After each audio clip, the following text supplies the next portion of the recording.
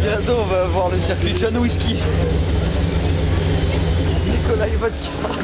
C'est très physique l'Oval en fait, je m'y attendais pas du tout, c'est la première fois que je roule sur Oval comme ça, c'est beaucoup plus physique qu'un circuit de type européen, parce que dans les lignes droites on a le temps de se reposer un petit peu, et puis il y a des virages à droite, à gauche, c'est plus équilibré. Là on force tout le temps, on a tous mal au dos, on est tous fatigués, c'est assez difficile. Oui, parce qu'en fait, en imaginant un petit peu, vous êtes toujours en apnée parce que vous n'avez pas le temps d'un virage à l'autre de souffler, puisque de toute façon vous sortez d'un virage et pratiquement vous êtes dans l'autre, enfin en préparation de la trajectoire du suivant. Oui, exactement, puis en plus on est tout le temps en peloton, donc il faut tout le temps surveiller à droite, à gauche, c'est là que les spotters ont un rôle fondamental, et ça fait du spectacle, mais on transpire beaucoup dans les voitures. Voilà. Alors effectivement, avec les moteurs à l'avant, souvent c'est quand même pas le cas des voitures de course, souvent les moteurs sont à l'arrière, donc ça permet effectivement à toute l'énergie, à toute la chaleur du moteur de s'évacuer vers l'arrière. Là en fait vous le prenez directement dans les jambes et sur le corps. Oui, exactement, avec en plus l'arbre de transmission, parce que c'est quand même une propulsion, donc non, il y a beaucoup de chaleur dans la voiture. Alors certaines voitures sont intactes, d'autres un petit peu, bon, je vais dire froissées. Bon, mais elles sont tout à fait en état de marche.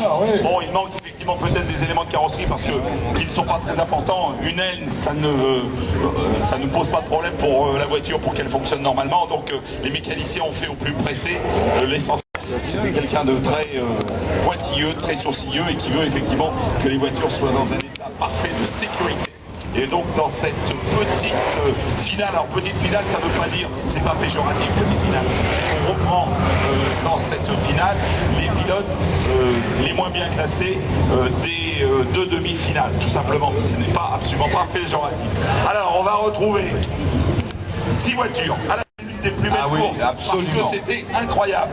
Les 6 pilotes, là les 7 pilotes d'hier se sont retrouvés sur une piste assez dégagée puisqu'ils étaient un petit peu espacés les uns les autres. Ils se sont livrés une bagarre incroyable avec des figures, avec des neutralisations. Ça a été une course super. Alors donc 6 pilotes qui sont en face dans quelques instants. On est toujours dans la procédure de départ avec Alors on peut donner peut-être une petite explication. Pourquoi est-ce que ça? Tout simplement parce qu'en étant moins nombreux sur la piste, ils ont devant eux une piste beaucoup plus dégagée. Donc ils vont prendre beaucoup plus de vitesse. Et c'est pour ça que quelquefois il y a eu pas mal de sorties, plus que d'accrochages, François, dans cette petite finale. Voilà, donc 6 pilotes qui vont en découdre devant nous pour cette petite finale open.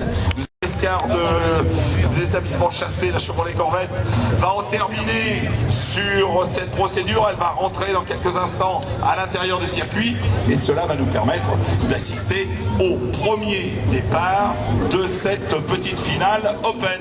6 pilotes qui vont être rassemblés avec un Sébastien Baron numéro 6 qui va être à l'intérieur très probablement. Oui, il est effectivement à l'intérieur parce que le poleman peut effectivement choisir la place qu'il occupera sur la grille. Et bien sûr, tous les pilotes ici choisissent l'intérieur. Sébastien Baron numéro 6 avec à ses côtés Pascal Ronoda. Pascal Ronoda qui est un redoutable pilote parce que tirer, c'est parti.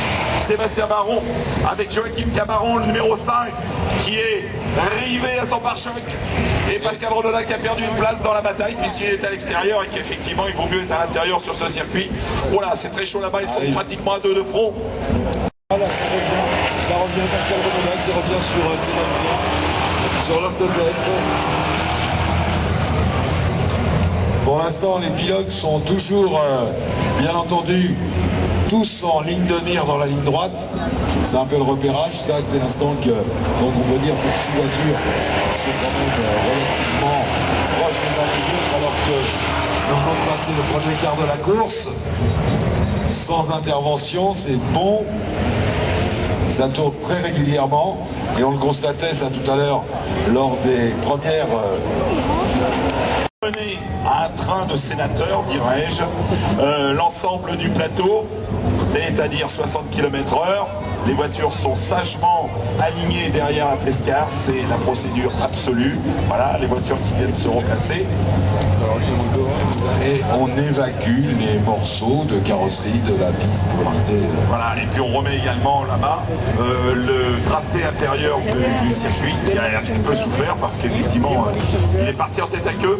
Alors le numéro 5, Joachim Gabaron, qui est le team manager et